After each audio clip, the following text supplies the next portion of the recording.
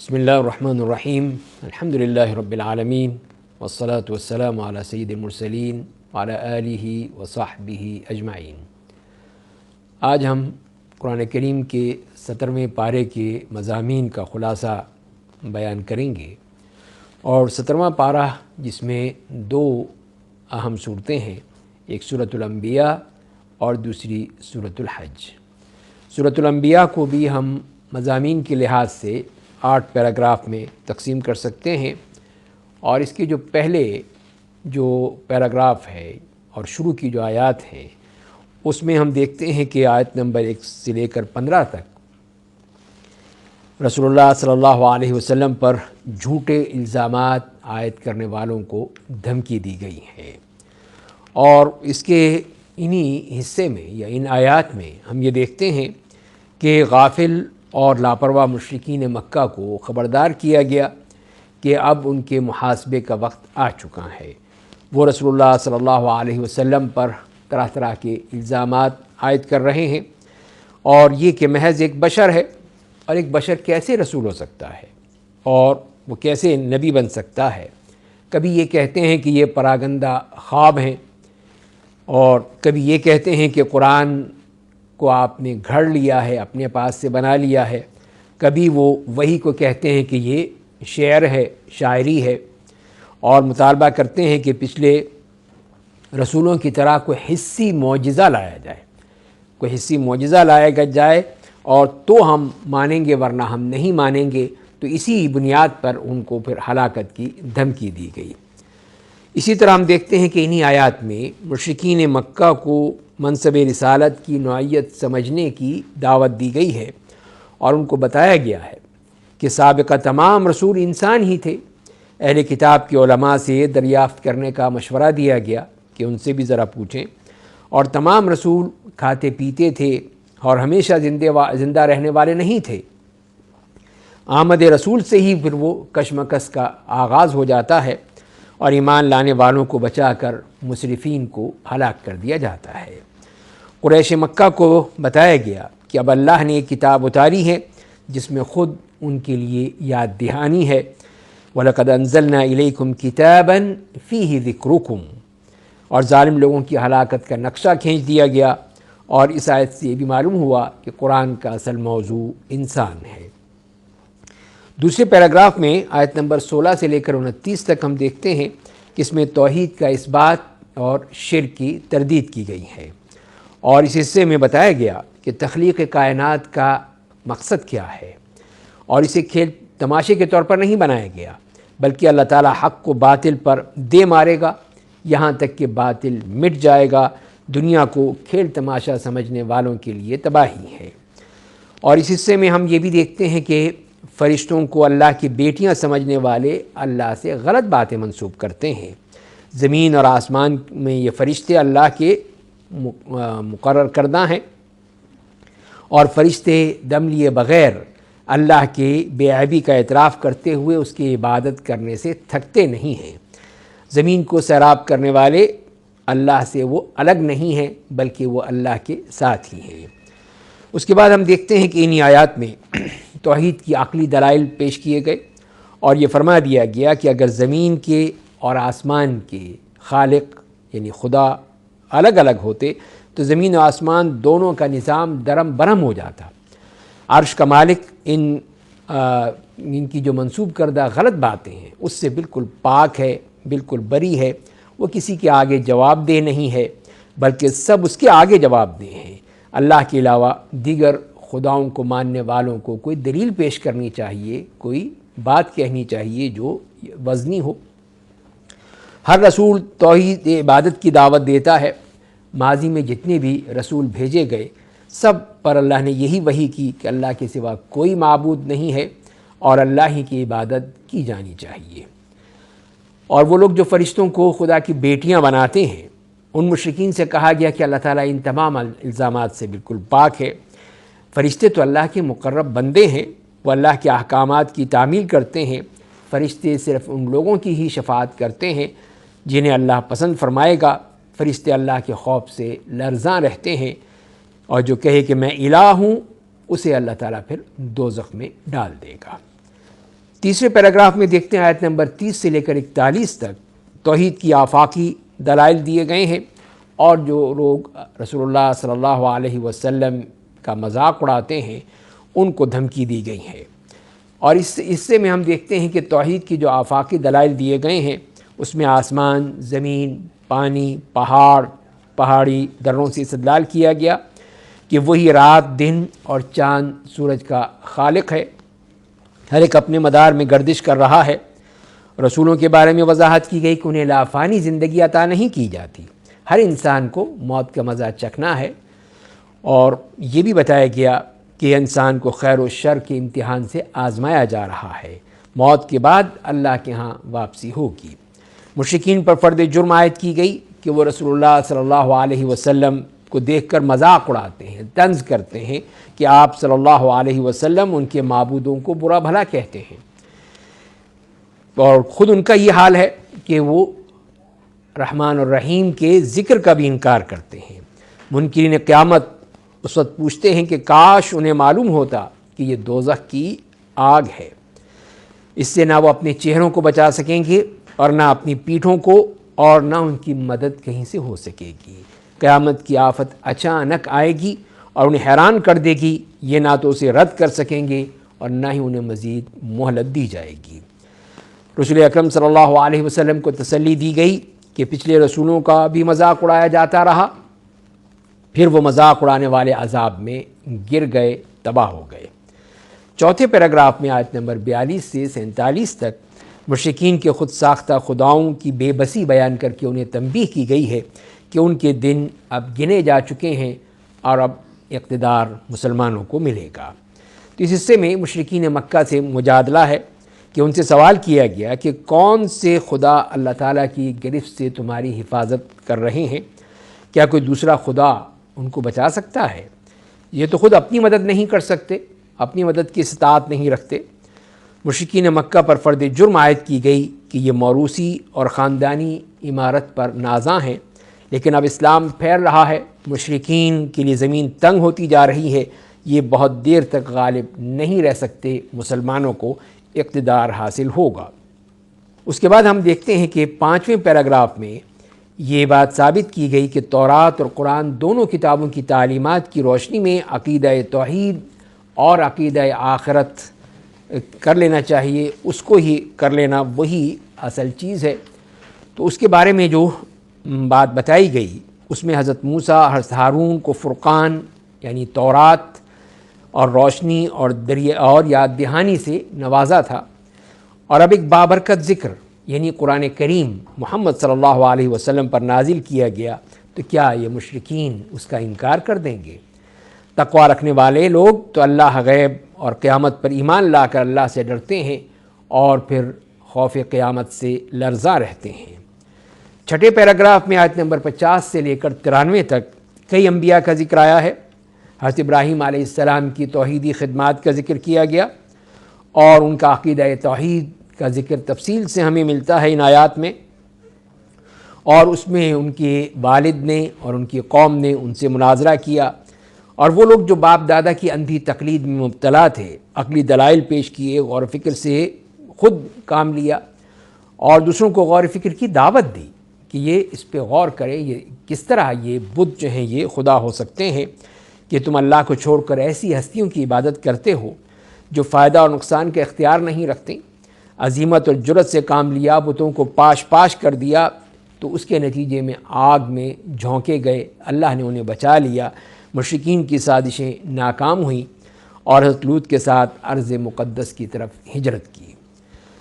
اور اس طرح ہم دیکھتے ہیں کہ یہ اللہ کے دعوت کے لیے، اللہ کے کام کے لیے کس طرح ان آزمائشوں سے گزر کر اس مقام تک پہنچے جہاں انہیں انعامات سے نوازا کیا۔ دیگر انبیاء میں دیکھتے ہیں کہ جس میں حضرت لوط علیہ السلام، ان کی قوم جو کہ خبائث میں مبتلا تھی، حضرت نوح علیہ السلام کے بارے میں جو مسلسل اپنی قوم کو دعوت دین دیتے رہے، حضرت داؤد اور حضرت سلیمان علیہ السلام جو ان کو علم و حکم کی نعمتیں دی گئیں، حضرت داؤد کو خوش الہانی عطا کی گئی جو پہاڑ اور پرندے بھی ان کے ساتھ ہم نوا ہو جاتے تھے، حضرت سلیمان علیہ السلام کے لیے ہواؤں کو مسخر کر دیا، جنات کو ان کے تابع کر دیا، حضرت ایوب کو تکلیف سے نجات دی، حضرت اسماعیل، حضرت ادریس، حضرت ذوالکفل، ان کی صبر و استقامت اور نیک چلنی کے سبب ان کو اپنی رحمت میں داخل کیا، مچھلی والے حضرت یونس علیہ السلام کو اس اندھیرے سے نجات دی، لا الہ الا انت سبحانک انی کنت من الظالمین کہہ کر انہوں نے اپنے رب کو پکارا، حضرت زکریا علیہ السلام کی دعا قبول فرما کر بڑھاپے میں حضرت یحییٰ علیہ السلام جیسا بیٹا عطا فرمایا، اور اس کے بعد پھر اللہ تعالیٰ نے حضرت مریم جیسی پاک دامن خاتون کو حضرت عیسیٰ جیسا بیٹا عطا فرمایا۔ تو حاصل کلام یہ ہے کہ تمام پیغمبر بشر تھے، یہ خدا نہیں ہو سکتے، لغزشوں اور توبہ پر تو اپنی توبہ اور استغفار کرتے ہیں، صابر و شاکر ہوتے ہیں، توحید کی دعوت کو عام کرنے کے لیے جرأت و عزیمت سے کام لیتے ہوئے قوم کی مخالفتوں کا سامنا کرتے ہیں، ان کا اللہ تعالیٰ سے تعلق بہت مضبوط ہوتا ہے۔ رسول اللہ صلی اللہ علیہ وسلم اس سلسلے کی آخری کڑی ہیں، ان پر اعتراضات اور الزامات کے بجائے ان کی قدر و منزلت کو پہچاننے کی کوشش کی جائے۔ اور اس حصے کے آخر میں بتایا گیا کہ ان تمام انبیاء کی امت ایک امت ہے، ان ہذہ امتکم امۃ واحدہ، ان سب کا خدا بھی ایک، ان کی اسی کی عبادت کی جانی چاہیے، لیکن بعد میں لوگوں نے دین کے ٹکڑے ٹکڑے کر دیے۔ جو شخص ایمان کے ساتھ نیک کوششیں کرے گا اس کی محنت بیکار نہیں جائے گی۔ اور پھر 7ویں پیراگراف میں اہل شرک اور اہل توحید کا انجام بتایا گیا۔ تو اہل شرک کا انجام بتا دیا گیا کہ یہ ضدی لوگ عذاب الہی سے پہلے رجوع نہیں کرتے، قیامت سے پہلے یاجوج و ماجوج کو کھول دیا جائے گا اور وہ قیامت کی علامت کے طور پر ظاہر ہو جائیں گے، اور اس وقت یہ کافر پچھتائیں گے۔ مشرکین سے یہ کہا گیا کہ وہ بھی اور ان کے بت بھی، ان کے وہ لیڈر جو خدائی میں ان کے ساتھ شریک تھے، تو وہ سب کے سب حصب جہنم یعنی جہنم کا ایندھن بن جائیں گے، دوزخ میں اس طرح چلائیں گے کہ کوئی فریاد سن نہیں سکے گا، نہ کوئی سننے والا ہوگا۔ اہل توحید کا انجام تو نیک لوگ جہنم سے دور رکھے جائیں گے، اس کی آہٹ بھی نہیں سنیں گے، دل پسند عیش میں ہوں گے، ان پر گھبراہٹ طاری نہ ہوگی، فرشتے ان کا خیر مقدم کریں گے۔ اور پھر قیامت کی عقلی دلیل پیش کی گئی کہ جس نے تخلیق کا آغاز کیا تھا وہی اللہ تعالیٰ اعادہ بھی کرے گا، دوبارہ پیدا کر سکتا ہے، قیامت آ کر رہے گی، کما بدأنا اول خلق نعید۔ اور پھر اس صورت کے آخر میں یہ بتایا گیا، مسلمانوں کو خوشخبری دی گئی کہ انہیں زمین میں اقتدار حاصل ہوگا۔ بشارت زبور میں لکھ دی گئی تھی، ان الارض یرثها عبادی الصالحون۔ مشرکین مکہ کو بتایا گیا کہ اب آخری پیغمبر حضرت محمد صلی اللہ علیہ وسلم کی قدر پہچانے، آپ سلسلہ رسالت کی آخری کڑی ہیں اور تمام اہل عالم کے لیے رحمت بنا کر بھیجے گئے ہیں، وما ارسلناک الا رحمتا للعالمین۔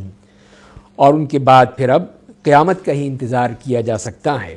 اور آخری آیت میں توحید و شرک کی کشمکش کے ماحول میں رسول اللہ صلی اللہ علیہ وسلم کی دعا نقل کی گئی ہے کہ اے میرے رب حق کے ساتھ فیصلہ کر دے، مشرکین مکہ کے خود ساختہ شرک پر ہم اپنے رحمان رب ہی سے مدد طلب کرتے ہیں، رب احکم بالحق وربنا الرحمن المستعان علی ما تصفون۔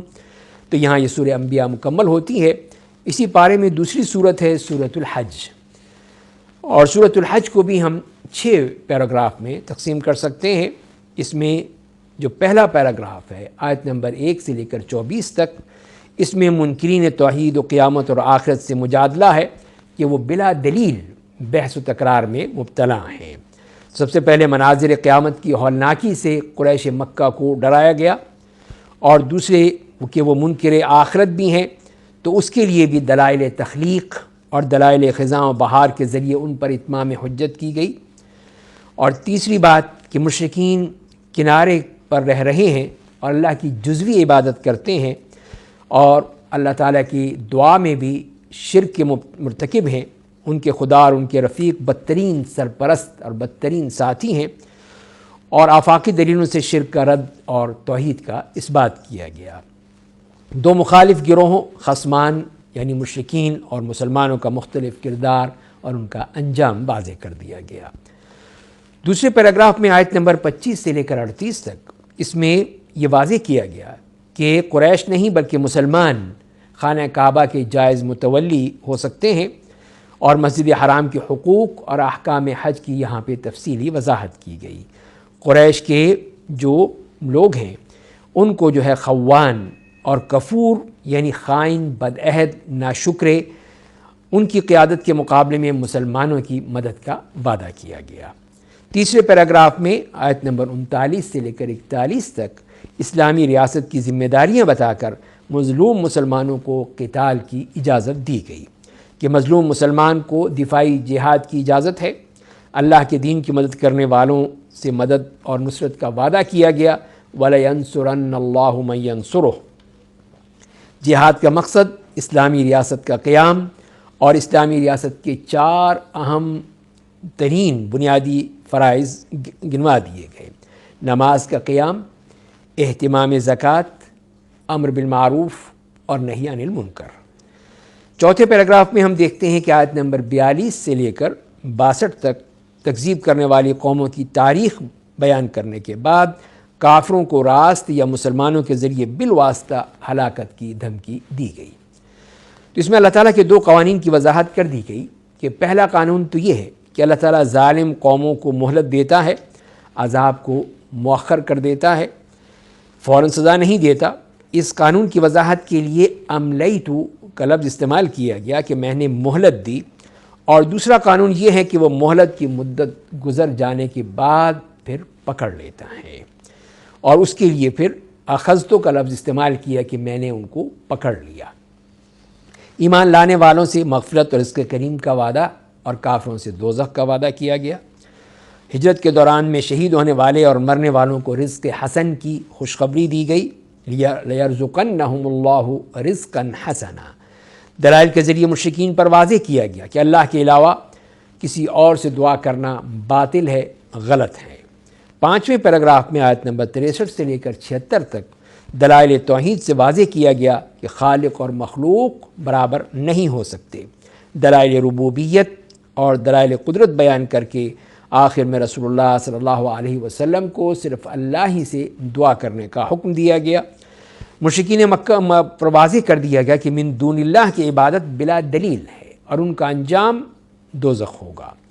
عقیدہ توحید کی وضاحت اور ابطال شرک کے لیے خوبصورت تمثیل بیان کی گئی کہ مکھی کی مثال سے ثابت کر دیا گیا کہ خالق اور مخلوق برابر نہیں ہو سکتے۔ مشرکین پر افسوس کا اظہار کیا گیا کہ انہوں نے اللہ کی صحیح قدر نہیں پہچانی۔ ایسا اللہ کی صفات سے لا علمی کی وجہ سے ہوتا ہے۔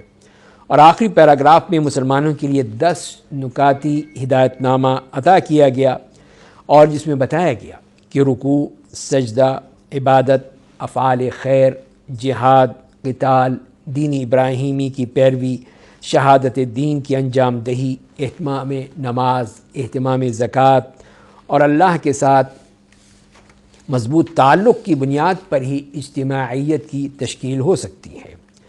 اور اسی طرح یہ بتایا گیا کہ امت مسلمہ کی فلاح کا دار و مدار صحیح عقیدے پر ہے، صحیح عبادت اور اطاعت پر ہے، صحیح اجتماعی رویوں پر ہے۔ مسلمانوں کو اپنے تمام تر جسمانی، ذہنی، فکری، مالی اور مادی روحانی صلاحیتوں کو شہادت دین کے لیے وقف کر دینی چاہیے۔ مسلمانوں کو عقیدہ توحید، شہادت دین، اقامت دین، امامت و قیادت، جہاد اور عدل اجتماعی کے لیے منتخب کر لیا گیا، اور دین اسلام میں رہبانیت اور تصوف کی سختیاں نہیں رکھی گئیں۔ ان کا نام مسلمان رکھا گیا۔ انہیں فرقہ پرستی سے بچنا چاہیے۔ شہادت دین کے بارے میں نہ صرف رسول اللہ صلی اللہ علیہ وسلم بلکہ امت مسلمہ سے بھی باز پرس ہوگی۔ آخر میں یہ حکم دیا گیا کہ مسلمانوں کو اللہ جو کہ نعم المولا و نعم النصیر مان کر تعلق باللہ کی بنیاد پر مسلمانوں کو ایک مضبوط اجتماعیت قائم کرنی چاہیے۔ تو یہاں پہ یہ صورت بھی مکمل ہوتی ہے اور یہ پارہ بھی مکمل ہوتا ہے۔ ہم اگلے پارے میں اگلے حلقے میں آپ سے ملیں گے۔ اللہ تعالی ہمیں عمل کرنے کی توفیق عطا فرمائے۔